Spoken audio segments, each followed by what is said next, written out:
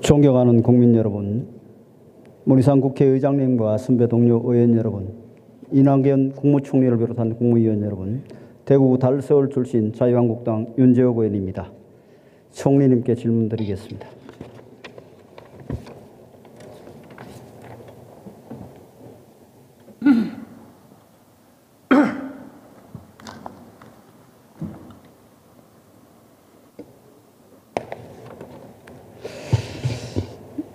총리님, 지난 화요일 날 대정부 질문 과정에서 이 신공항 문제와 관련해서 국토부와 부울경 사이에 조정이 이루어지지 않으면 총리실에서 조정 역할을 하겠다고 답변을 하셨죠. 네, 그런 취지로 답변드렸습니다. 근데 그 답변을 하시면서 총리실이 그 조정적인 대구공항 통합 이전 사업을 조정을 하고 있는 것을 예를 들면서 부울경에서 주장하고 있는 동남권 신공항 문제도 국토부와 조율이 잘 안 되면 조정을 하시겠다는 취지로 말씀을 하셨습니다. 네, 그렇습니다. 대구공항 통합 이전 사업하고 지금 동남권 신공항 사업이 같은 동일 선상에 있다고 보시는 겁니까? 그런 뜻은 아니었고요. 예. 지자체 또는 지방과 중앙정부의 담당 부처 사이에 의견이 달라서 조정이 안 되는 사안이라는 점에서는 공통점이 있다고 봤습니다. 대구공항의 경우는 대구시와 국방부의 얘기를 따로따로 제가 들었는데 얘기가 서로 달라서요. 그래서 총리실에 있는 국무조정실로 하여금 양쪽을 조정하는 역할을 해봐라 했고요. 지금 김해신공항의 문제는 부울경 검증안이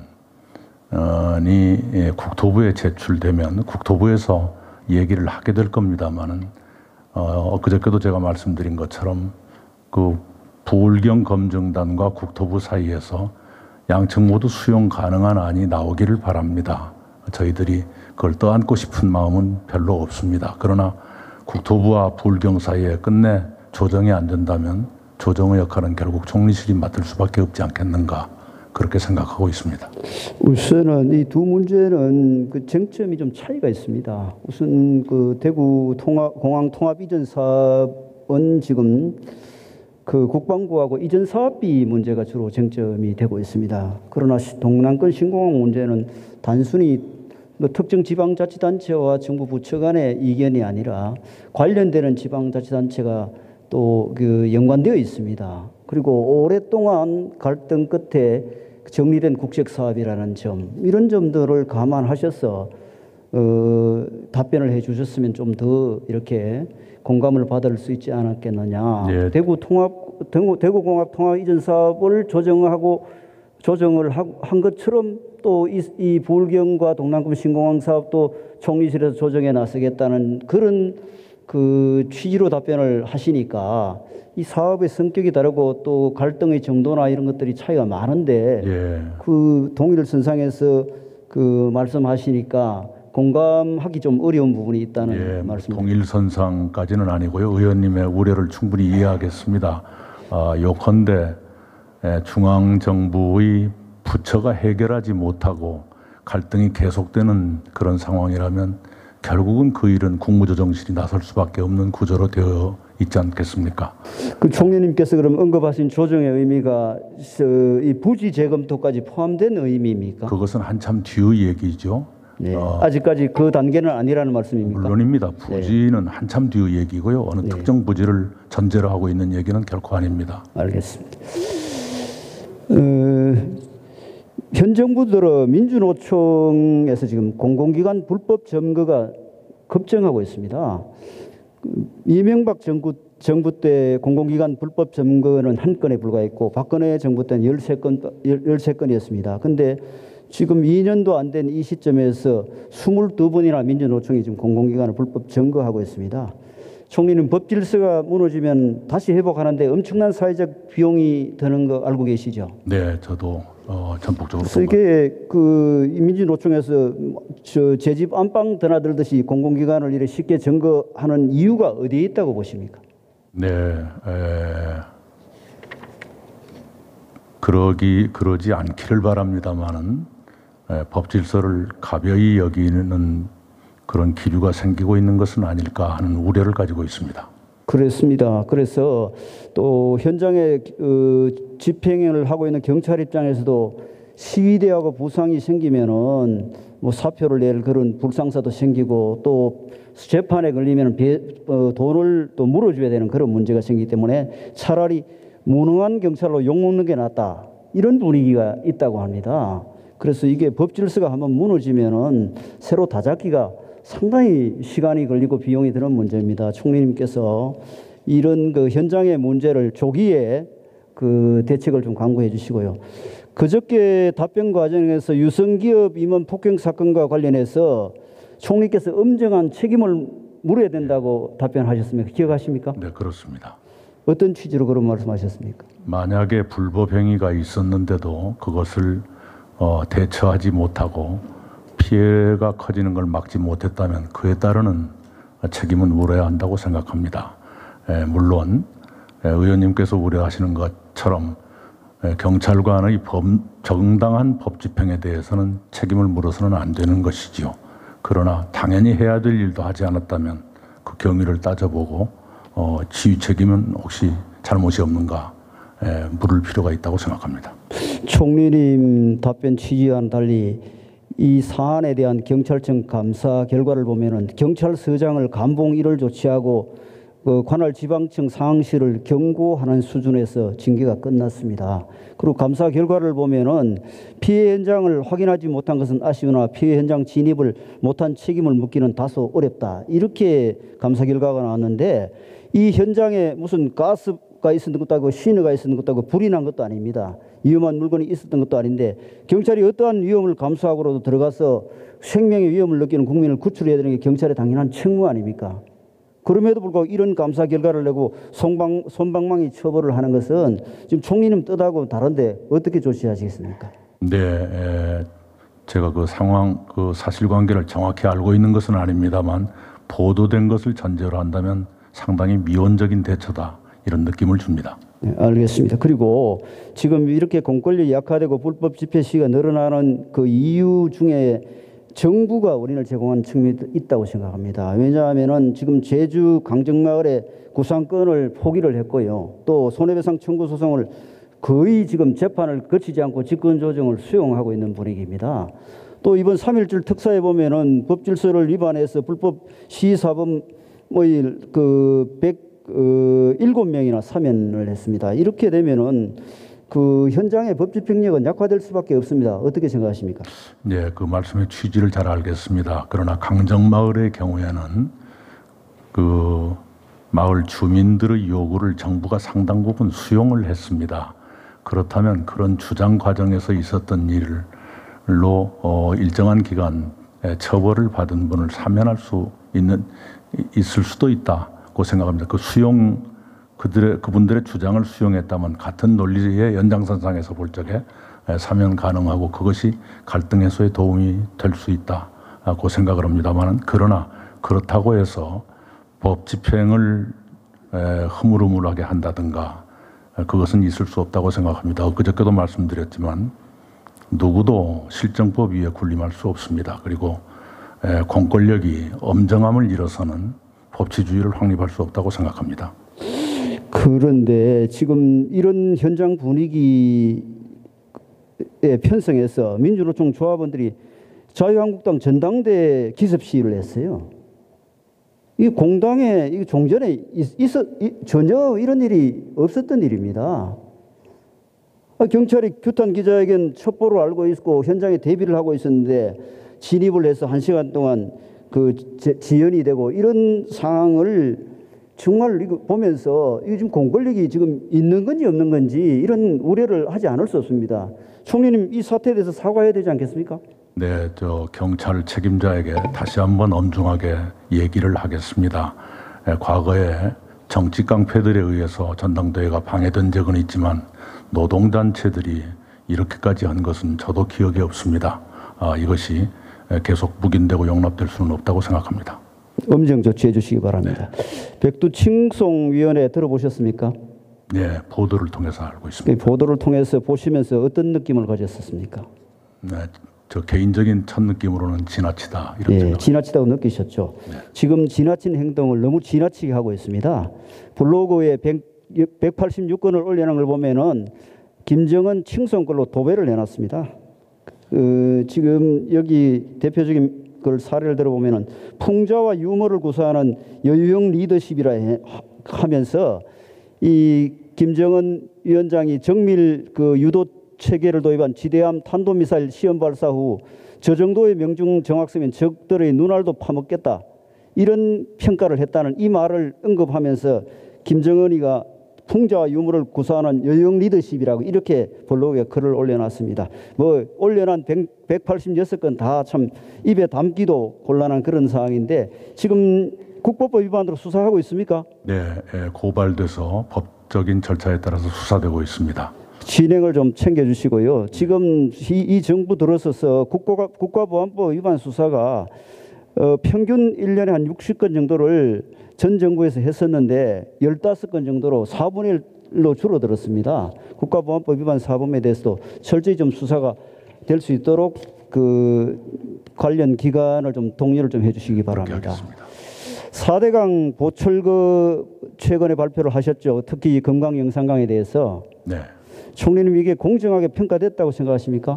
일단은 그 전문가들로 구성된 평가위원회의 결론입니다. 정부의 최종 정책으로 확정된 단계는 아니고요. 물관리위원회가 여러 가지를 고려해서 정부의 정책으로 결정하는 데 시간이 좀 걸릴 겁니다. 예. 근데 전문가들로 구성된 평가위원회가 평가를 했다고 말씀하셨는데 평가위원 43명을 조사를 해보니까요. 우선 조사 결과 확인되는 것만 해도 43명 중에 4대강 사업을 공개적으로 반대하거나 친정부 인사로 누가 봐도 판명될 수 있는 사람이 22명이나 돼요. 절반 이상이 이미 성향이 드러난 사람이에요. 조사 과정에서 우리가 확인할 수 없는 분들까지 포함한다면은 더 많은 숫자가 전문가라기보다는 이 사업에 반대하는 사람들로 위원회를 구성했어요. 처음부터 시작부터 공정하지 못했다고 생각하는데 어떻게 생각하십니까?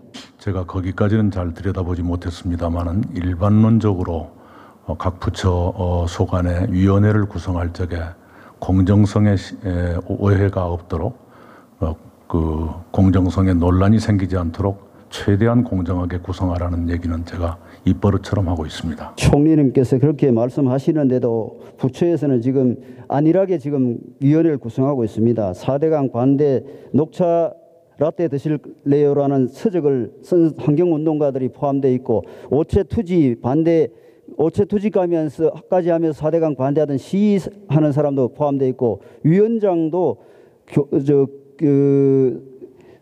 운하반대 전국 교수모임을 결성하신 분이고요. 4개 전문위원회가 있는데 전문위원회 위원장 전부 4대강 반대하는 인사들로 구성되어 있습니다. 이렇게 해서 어떻게 이게 지금 갈등과제 아니십니까? 16번째죠. 총리실에서 관리하는 16번 갈등과제예요. 이 총리님 갈등과제는 예. 공정성이나 객관성이 담보되지 않으면 갈등이 확산될 수 있지 않겠습니까? 어떻게 생각하십니까? 원칙적으로 의원님 말씀에 동의합니다. 그리고요. 일반적인 경향입니다만은 환경부 산하의 어쩐지 환경운동가들이 많이 들어가고 산업부의 위원회는 친기업적인 인사들이 많이 계시고 고용노동부의 위원회는 친노동적인 인사들이 많이 들어가시고 그러한 경향이 있는 것 같습니다. 위원 구성도 그렇지만은 지금 불성실하게 조사 평가를 했다고 말할 수밖에 없는 게 민간 전문가 43명 중에 기획위원을 빼면 35명인데 이 35명이 10번 정도 회의에 3번도 참석 안 한 사람이 3분의 1이 넘어요. 그리고 한 번도 참석 안 한 사람도 3명이나 되고 2명이고 한 번만 참석하는 사람도 3명이고 도대체 이 회의가 제대로 운영이 됐는지 우려를 표하지 않을 수가 없습니다. 네, 윤 의원님의 그런 문제 제기도 물관리위원회에서 최종 정책을 결정할 때는 충분히 고려돼야 한다고 생각을 합니다. 네.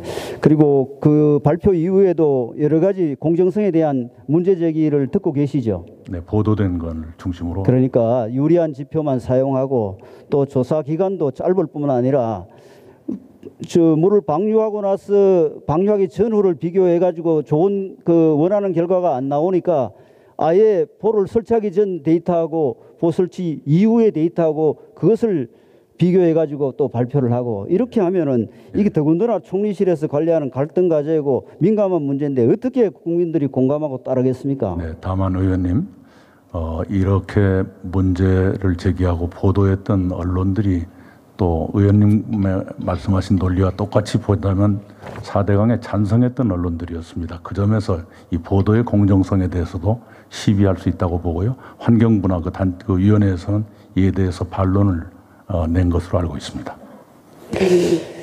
행안부 장관님, 총림 좀 들어가십시오.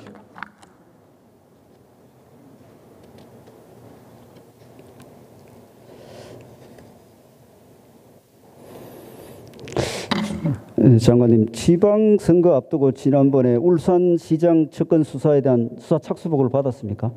착수보고를 제가 직접 본 건 아니고요. 제가 그 당시 언론을 보고 파악을 했다가 당시 관련 상임위원회에서 의원님을 비롯한 여러분들이 저희들한테 질문을 많이 하셨죠. 선거 앞두고 광역단체 대항에 대한 수사를 하는데 주무장관까지는 보고가 돼야 되지 않겠습니까?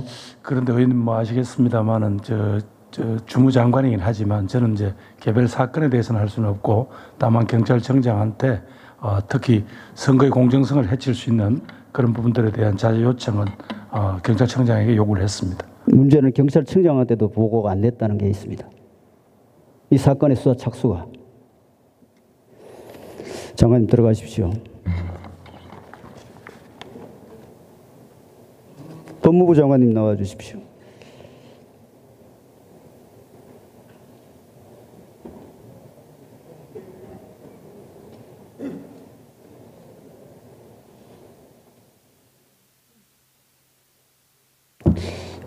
장관님, 울산시장 그 접근 수사와 관련된 압수수색 영장 집행에 대해서 당시 보고 받았습니까? 네, 일반적인 보고 받았습니다. 네. 받았습니까? 그러면은 그 어떤 조치를 하셨나요? 제가 그 개별적인 사건에 대해서 특별하게 지시는 하지 않았습니다. 보고만 받고 보고만 받았습니다. 알겠습니다.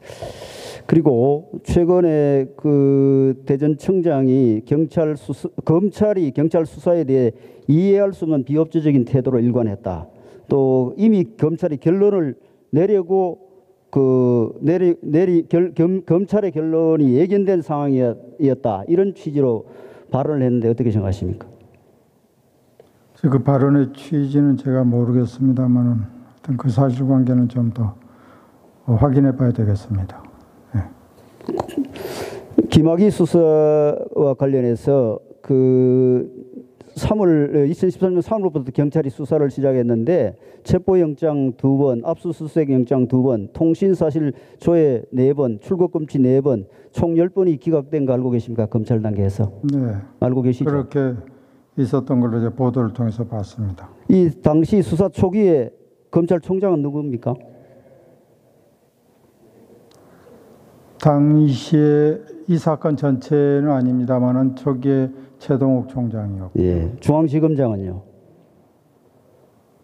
중앙지검장은 제가 지금 잠깐 기억을 지금 못하겠습니다. 그러니까요. 이게 서면 질의를 했는데 법무부에서 자료를 주지를 않아요.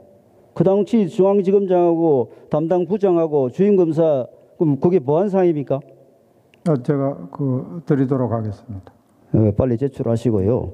또 지금 진상조사단 조사 과정에서 지금 그 당시 법무부 장관하고 민정수석이 사건에 관여한 그 사실관계가 확인이 됐습니까? 아직 그 조사단의 그 조사 결과 보고서가 제출이 안 됐습니다. 중간 보고 받은 과정에서 그런 사실관계 확인된 게 있습니까? 그 진상조사단으로부터 중간 보고를 받지 않고 있습니다. 중간 보고 받지 않고 있습니까? 네. 그러면 아직까지 어쨌든 보고를 받지 않았으니까 확인된 건 없네요. 아직까지는 확인된 건 없고 좀 기다려봐야 됩니다. 그러니까요. 이런 사건은 사실관계 확인될 때까지 이런저런 얘기를 하는 것 자체가 진상규명에 도움이 안 된다고 생각하는데 어떻게 생각하십니까? 전체적으로 진상보고서가 나와야 사실관계가 분명히 확인될 수 있다고 보고요. 그 전에 이제 우리가 보통 언론 보도를 통해서 이런저런 것들이 보도가 되고 있습니다만은 제가 확인해 드릴 수는 없습니다. 알겠습니다. 들어가십시오.